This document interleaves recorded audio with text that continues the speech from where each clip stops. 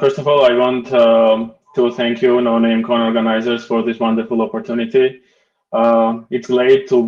I'm very glad to be here with you and presenting this and speaking with you. It's great, and thanks. And hello, everyone who is watching. So my topic will be cyber attacks against Georgia, which happened in 2019. There was a lot of cyber attacks against Georgia in last 12 years, but I will specifically talk about last year's attack because it's interesting not from a technical point of view, but from political point of view more. And also, I would like to talk a little bit about Georgian cybersecurity landscape. We made a research about internet security level of Georgia, of the country, and I want to share couple of information from this too. As Seki already told, I'm from Georgia. You can find this. You can find me on LinkedIn. I work at the bank currently, and also I work at my own company at Cyberhouse. So we do information security stuff like security, audit, consulting, so on. And also we have our own product, Cyber+G, which is cyber hygiene platform. And let's continue with our talk about cyber attacks against Georgia. So last year in October, there was a cyber attacks, and this cyber attack had global, it was reported in BBC, CNN, for like a couple of days. A lot of news, foreign news were talking about it. Georgia was in a cybersecurity buzzword, and it was reported that 15,000 websites was hacked. It's a huge, and can you imagine 15,000 websites hacking simultaneously? And on one hand, it was very well publicized, this event, but on the other hand, we don't really have a lot of information about this attack. I mean, there is not, if you just Google, try to Google and try to understand more about these attacks, you cannot find any technical report about it. You just find the news that 15,000 websites were hacked, and a lot of websites were defaced, and there was a message with the former Georgian President Mikheil picture of him with title "I'll be back." Left on the hacked websites. It was defacement. So it's interesting what happened really. What happened really is that, as I said, public sources say not much, but in reality, one hosting provider was hacked. And this hosting provider has a lot of different internet services, and they have 15,000 customers. And that's why this number was reported that 15,000 websites were hacked. In reality, it was not the case. 15,000 websites weren't hacked. Were hacked only one service provider, and up to 300 websites defaced. So it was a mass deface. They hacked just one company, and this company had security issues for a long time. Whoever worked with them, they knew that they had some issues in security, and most probably the attackers did not use anything very sophisticated, and they did not use any 0 days attack, 0 days, or very advanced malware, which was not which was new and no one knew about it. We think that it was not very easy, but relatively easy to get into this company and hack these 300 websites. On the other hand, it's very interesting why did they do in October. For example, this year it's elections in 2020, but 2019 it was not any particular happening back then. No political crisis in Georgia, but this hack had a political message because they put a picture of former Georgian President Mikheil there with "I'll be back," and the hack itself did not have this in Georgia itself did not have much consequences rather than this picture, and probably there was some theories who have done it and who was behind it.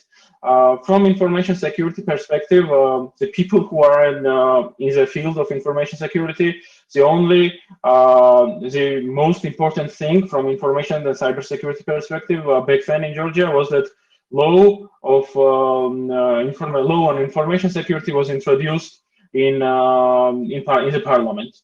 It was update from the 2012 law, and in the parliament there was a new draft law drafted.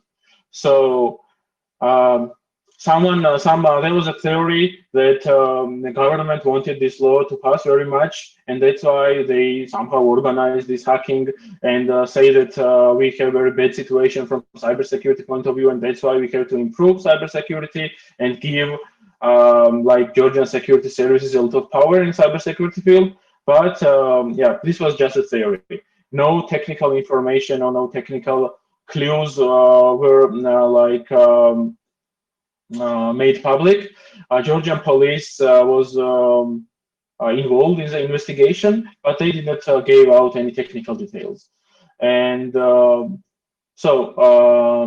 there was an idea that it was covered up for larger and stealth attacks. And this is not this larger and the other attacks wasn't also publicized, but from like internal sources we know that some of the smaller companies were hacked also, and their mail systems were used to target other bigger companies. And it was also in October. Also in October, shortly before and after the cyber attack, there was attacks on Georgian TV stations. 2 or 3 TV stations were attacked.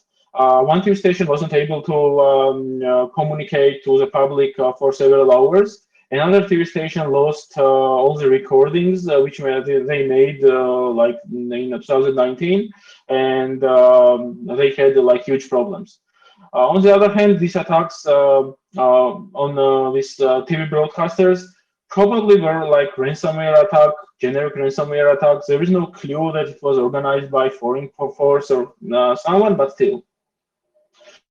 And next big like outbreak about this attack was in March, in the beginning of March, when suddenly one day United States and UK led the diplomatic effort condemning Russia and more specifically GRU, military surveillance agency of Russia, for organizing attacks against Georgia in October.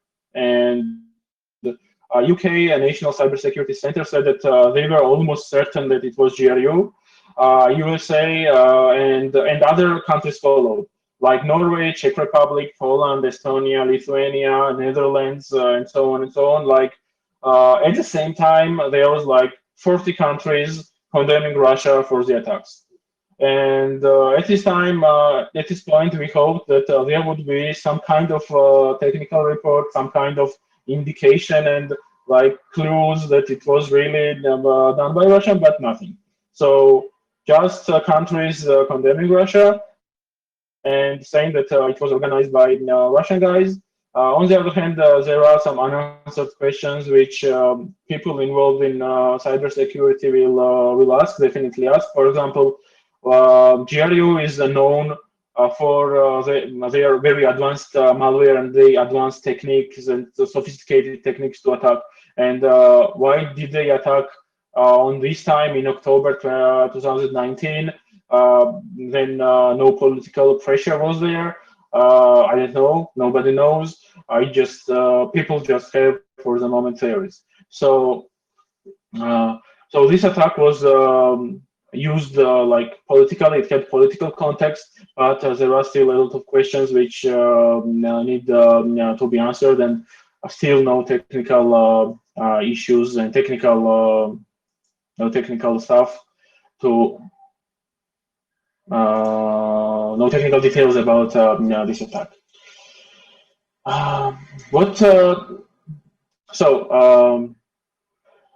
Some people say that it was this diplomatic effort which was clearly organized, probably clearly was organized by United States and the United Kingdom, because it was at the same time like 12, 30 or 40 country doing some political announcements.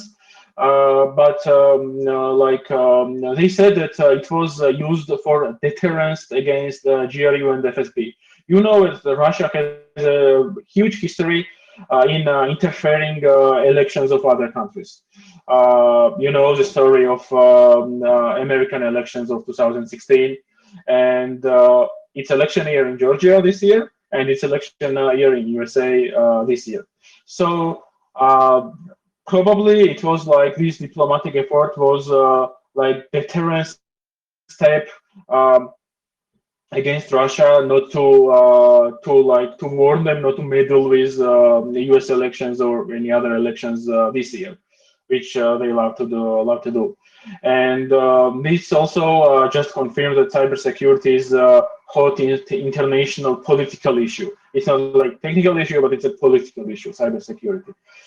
If like 10 years ago, it was political issue from cyber espionage perspective, there was like a lot of attacks and stealing technological and technical know-how and information. Now it's like about information warfare, meddling in the elections. So the scope changed, and this cyber attack also confirms that. But we know that GRU and FSB are not usually deterred by these political announcements and this political pressure, and probably, and if you just check the opinion of experts, like everyone expects that there will be some activity in Georgia in October, before and after elections, during elections, and also in the United States in November elections. So it will be interesting what happens. After this attack, it was very interesting to check. We had also, before that, I want to mention cyber attacks against Georgia in 2008. In 2008, Georgia had war with Russia. It was conventional war, and in parallel of this conventional warfare, there was cyber attacks against Georgia during the wartime in August, which totally made impossible for Georgian governmental and media organizations to function. So, and these attacks in 2008 probably was organized by Russian government, but these attacks were not sophisticated. It was very easy attacks, easy to implement and easy to exploit, and because Georgia had like zero cybersecurity back then, and it showed these attacks in 2008 showed that Georgia has like zero level of cybersecurity. And last year, then the cyber attacks happened. We were interested what can someone like organized in Georgian internet some kind of attacks which will have like big consequences, but like with smaller effort. We know that GRU and FSB and other, like apart from Russia, other countries have like cyber capabilities. They can write very sophisticated malware and so on. But can someone make like organized countrywide attack easily? And we decided to do some kind of research on Georgian internet and like research internet security landscape. And we decided to research with totally open source tools. We use tools which are like freely available on the internet. You can just download from there, on GitHub, from GitHub or from developers' websites. And report is freely available here. Unfortunately, it's only in Georgian for the moment, but all the technical information is in it. Then charts are in English. So if you just go to this link, it will be. I think it will be fully understandable the results of this research. And also we gathered some data from Shodan. Shodan is not open source, but with like $50 you can buy access to Shodan, and a lot of data will be available for you, which in turn is gathered by Shodan itself. So what we researched is that SSL TLS vulnerabilities, NTP vulnerabilities, vulnerable mail servers, SMB, and different technologies which are used in the country. And we wanted to know is there any like big gaps in security?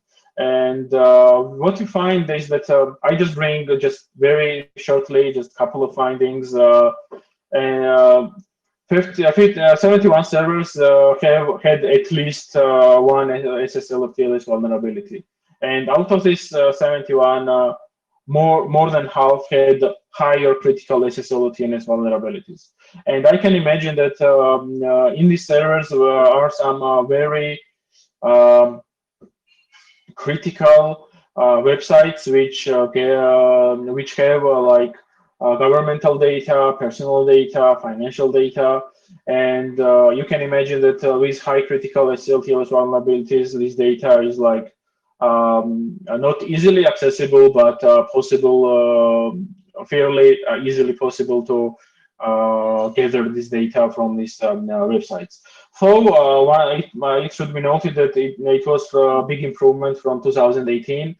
We had some open source data of some independent researcher in Georgia gathered the SSL TLS data in 2018, and there was a big improvement from 2018. Probably these widespread cyber attacks made Georgian like smaller companies think about their data and their customers and their liability, and they improved somehow. And next interesting thing which we found out was potential for DDoS attacks with DNS amplification or NTP amplification attacks. And we checked for DNS recursive servers and also NTP servers which had some vulnerability which could be used for the NTP amplification attacks. And we understood that we estimated that only with Georgian resources, it's possible to do 4 gigabit per second attack. And as I remember, it's the largest site like DDoS attack last year was like 19 gigabit per second. 4 gigabit is like much smaller, but if we like look at the experience of Georgian companies itself, it will be possible to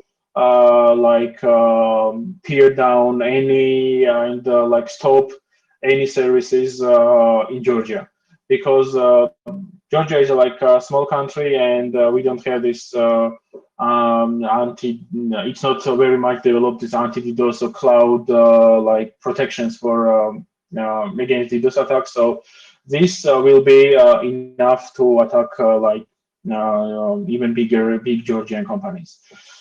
As I mentioned, during the October 2019, Georgian mail servers were hacked by some companies, and we discovered that there are still a lot of mail servers which are accessible online and have critical vulnerabilities. And in critical vulnerabilities, I mean that it's very easy to exploit. There are automated tools there, and it's just easy to get access to these mails. We understood that WannaCry is still actual. This attack was like 3 years ago. It was using the long deprecated SMB vulnerability in long deprecated SMB version 1, but it's still actual, and it's some SMB servers are even accessible like from the internet. And from technology point of view, it was very interesting that 3% of websites in Georgia are using Yandex Metrika. Yandex is, a Russian company, and Yandex Metrika is a tool which gathers browsing information like Google Analytics or Adobe Analytics, but it can gather a lot of information. And Yandex is a Russian company, and Russia is like country which is not reliable, and we know that a lot of Russian companies have to cooperate with Russian security services. So for what's next steps for us? We are thinking to spread this research to other countries in the region, and maybe add some more technical details. We still gonna use only open source tools and what is like openly available information. We are not scanning any, we are not doing any intrusive scans or whatever. We are just gathering the data, what's on the surface. And by this very simple research, it can be shown that there is a lot of vulnerabilities which can be found on the internet, specifically in this case in the country of Georgia, and it's very easy to find even critical vulnerabilities and use these critical vulnerabilities to attack companies. Yeah, it's a very sad story on this. So that was my like talk, very brief, and I would like to answer questions if you have any. I Oh, will like yeah, thank you, Mikheil, for this interesting talk. yeah Thank you for sharing this research with a lot of interesting technical yeah information. Of course, we have a bunch of questions for you from our Q&A yeah. session. And if you're ready, I will start. So the first question I see is the same question as we asked Konstantin about Ukraine. Now, let's talk about Georgia. What are the worst current threats to Georgia government cybersecurity now? Attackers, insiders, or bad security culture? And as I remember, Konstantin said that bad security culture is the worst for Ukraine. What about Georgia? Okay, I'll try to bring some examples. In 2008, as I mentioned, it was very not sophisticated, very easy attacks, totally blocked Georgian governmental agencies because we had zero level of security. We had no security culture. We had no technical security levels up. So, but after that, there was like two big attacks in Georgia, organized probably by Russian security services.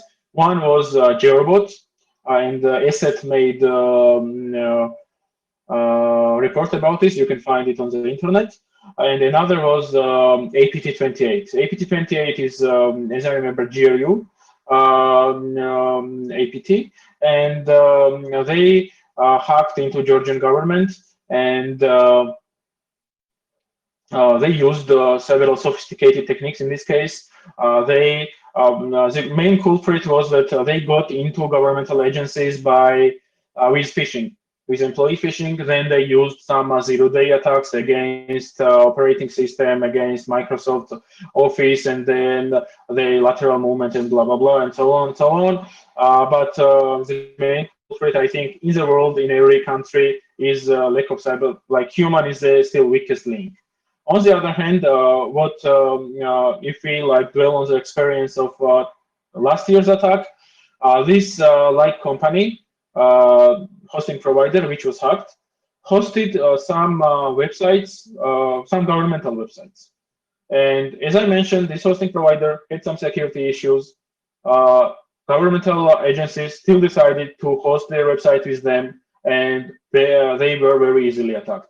This just shows that some governmental organizations that just did not pay enough attention to their cybersecurity, did not check the like security level of their hosting provider, did not like made like very simple security scans on their websites or whatever. So it was just clear the negligence of security. Main threat, of course, is Russia, because yeah, we had experience of Russian attacks in the past. We expect it in the future, and the main threat is Russia. But on the other hand, there is a problem that from security from like technical point of view, our security is not is much better than in 2008, but it's not on the level of like which is required in 2020. And I think in every country it's problem of human users. It's very difficult to even for like big rich companies who have a lot of security stuff. They try a lot to like rise awareness level, but even for them it's like difficult. For governmental agencies it's much more difficult because they are understaffed, and they don't pay as much as attention as like private companies. Yeah. Okay. Thank you for such a nice answer. And one, I think, quite easy question. How do you think, do Ukraine and Georgia have similar InfoSec threats? I think yes, because both countries have problems with Russia.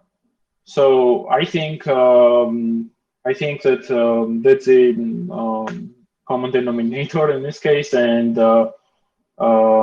it's the main similarity. On the other hand, the security level of Ukraine and Georgia are different. For example, we have not seen as sophisticated attacks in Georgia as in Ukraine. For example, in 2018 or 17, there was an attack against electrical power grid in Ivano-Frankivsk region, which was a very sophisticated attack. And as it seems to me, Ukraine is much more dependent on this like countrywide level of electric grids, of water supply, on information technology than Georgia. And I think that Ukraine, in this case, from this perspective, can be more vulnerable. Also, Ukraine has a much bigger attack surface. Of course, there is like much bigger country, and like Georgia is a smaller target. And we can, if you like research FSB and GRU operations, you can see that there are some like technique similarities. For example, from APT group, but in Georgia, it's like probably they aren't using as many 0 days as many like manpower or resources in Ukraine, because Ukraine has probably better security level. I think that yeah. Thank you. And the next question, same as we asked Konstantin. Are there any countries which steps in cybersecurity Georgia should follow? Konstantin liked Finland as approach. What do you think? That's a great question, because after 2008 cyber attacks in Georgia, government began thinking about improving cybersecurity. In 2012, they introduced law on information security, and they defined critical information infrastructure organizations, which was only governmental organizations. Like there was like up to 40 entities.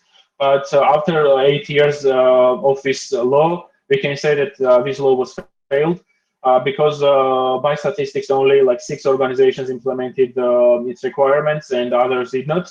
So this is like failure. And now they are updating this law, and they want to give powers to Georgian security service, because the argumentation is that security service has like manpower, human resources, financial resources, and capacity to ensure that governmental agencies will raise their security levels, and they can like demand from other governmental entities to raise security levels. There are risks. There was a lot of talks about these risks, that we are giving too much power to security services, and we were discussing a lot of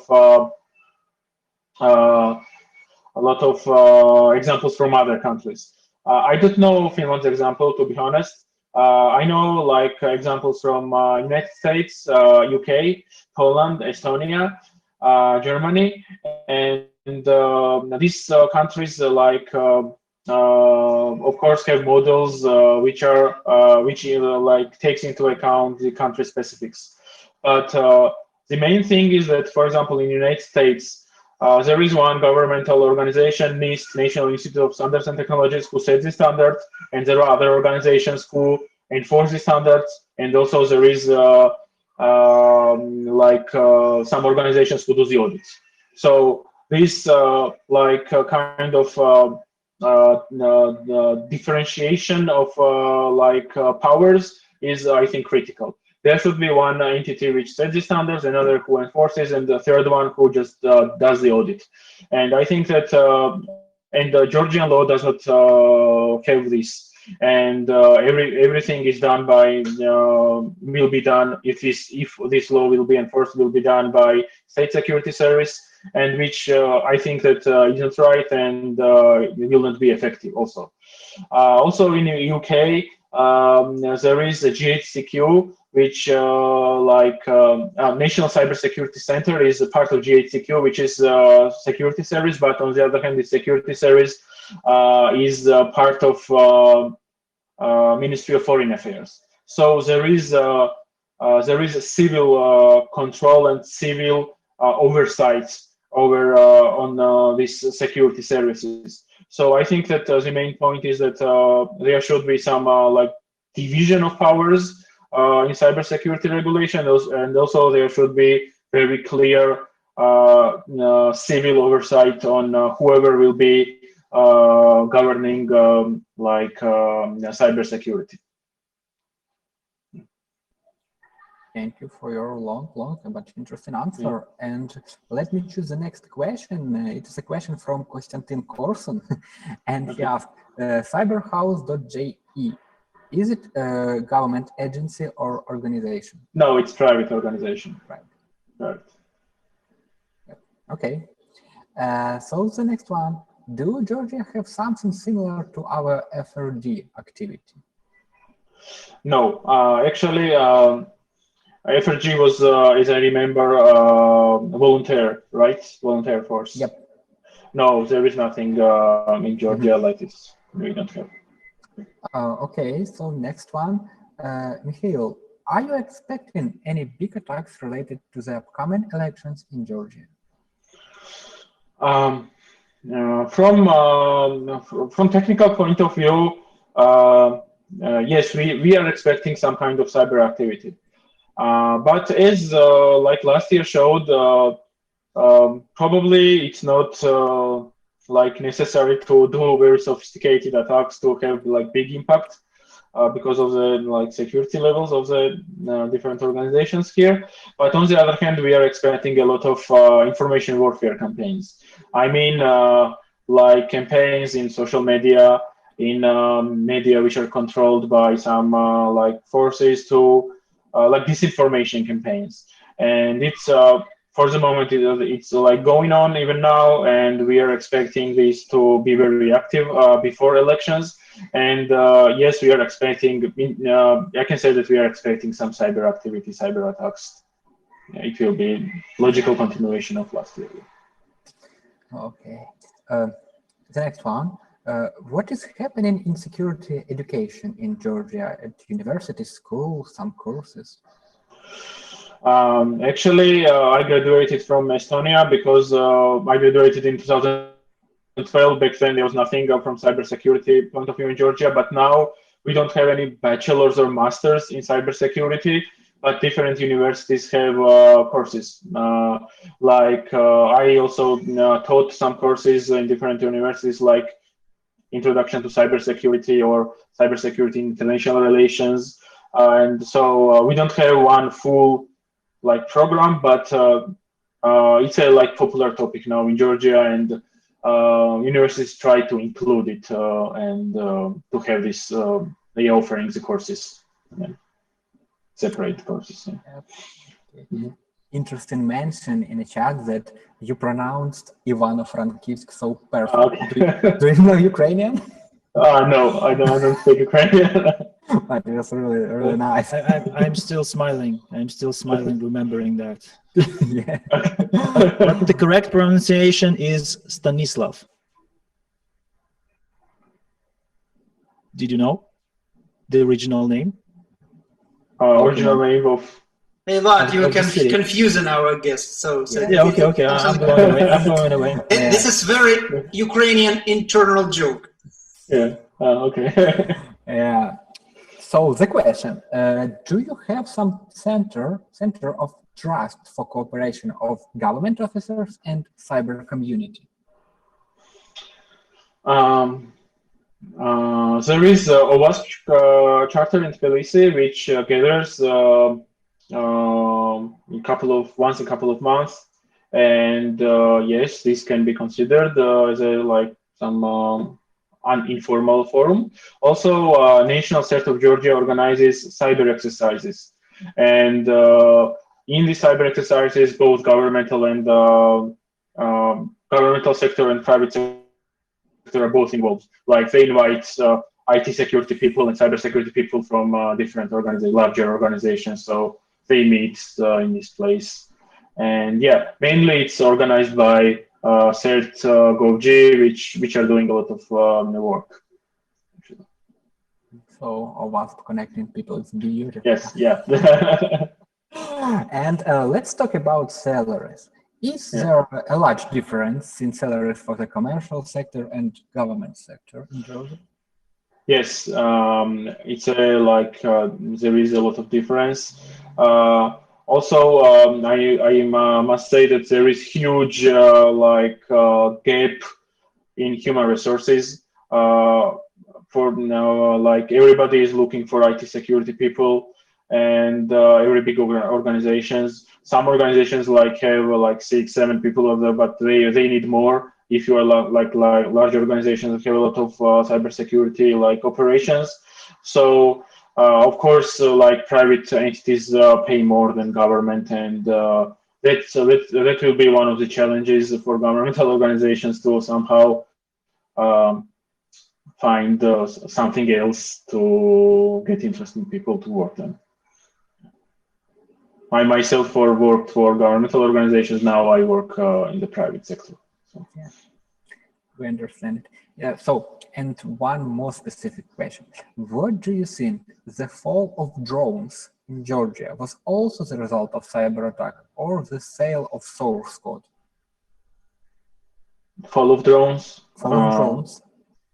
When? Yep. I also do not know this news. From who is the what? Who is the author of this question? Okay. So yeah, if you don't know, yeah, that was a question from a YouTube stream. So okay. I know nothing about follow drones, but if the person that asked this question, can you like follow up and like tell us more details? Meanwhile, because there is a delay, so meanwhile,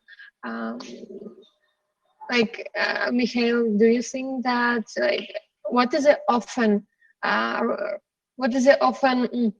source of this kind of unpredictable events? Is it like a cyber attacks, or is it like people just make mistakes? You previously said that people are everything, right? So security is like connected with how people behave, but are cyber attacks so often in Georgia? Today I talked about cyber attacks against government, but last 2 years was very active from cybercrime perspective too. Georgia is getting more and more online, in a sense that online financial services are developing very quickly, and a lot of people have internet banking, use internet banking, mobile banking, and last year was several waves of phishing attacks against people. On Facebook, and it was well organized. We were setting up some Facebook page, then some website, and they had even call center, and a lot of people in Georgia have two-factor authentication, and there was these cyber criminals had call center, and for example, I have two-factor authentication, and I am lured into some phishing website, and now it needs they got my password, but they don't have SMS code. So on this call center, they were calling this customer. They are asking on Facebook their phone number. Then they're calling and asking for SMS and entering this on internet bank and changing their settings and so on and so on. And a lot of people were victims of this kind of crimes. And probably it was organized by foreign cyber criminals who came to operate in Georgia, and there were several arrests made. These waves are still continuing in 2020, but it's not at large scale as last year. Also, there are some. That was like a real like preparation to do that. I mean, set up call Yes, center, yes, do all this yeah, work. That's a lot of effort. Yeah, it was a lot of at least 4 or 5 people who were involved in these operations. And also we know that there are some very large international cybercrime groups active in Georgia and targeting Georgian financial institutions. So like Georgia is like a member of, like how to say it, criminal cyber world, right? Yeah. Like active member, because there are like a lot of things going on. Yes. Yes. Thank you. Unfortunately, we didn't get more details about these fall of drones. And like in YouTube stream, we have a lot of things going on, and people are asking like, give us the proofs. What are you talking about? So, okay, I see a comment right now. There was some story about war in Abkhazia that was not covered a lot in media. That drone that was bought by Georgia from Israel just got like fall down at the same time, all of drones. Do you know anything about that? Okay. It was probably in, not in Abkhazia, but in war during 2008. And as I know, this what was written in public sources. I think Russians, I don't know how, but they got the like control codes of these drones or something. And they were able to hack these drones and get them down, as I remember. So like official media covered that as a cyber attack, right? Okay. Okay, thank you. I hope this answers the question. But yeah, this kind of, we got it's a very interesting kind of part in our discussion. But unfortunately, I don't see any more questions right now. Honestly saying, Mikheil, we had like 12 or even like 13 questions for you. So you just answered them one by one. That's a lot of attention from our attendees. Thank you for your talk. Let's then wrap up. Yeah, thank you again. It was really interesting. And, again, like after you answered all these questions, especially when you talk about Georgia and Ukraine, I kind of feel that from this perspective, from this point of view, we share a lot of similarities in cybersecurity. Like yes, we do. Yeah, I agree. So yeah, let's see what will happen in a year, and let's hope that everything will be fine. Yeah. So yeah, thank you a lot.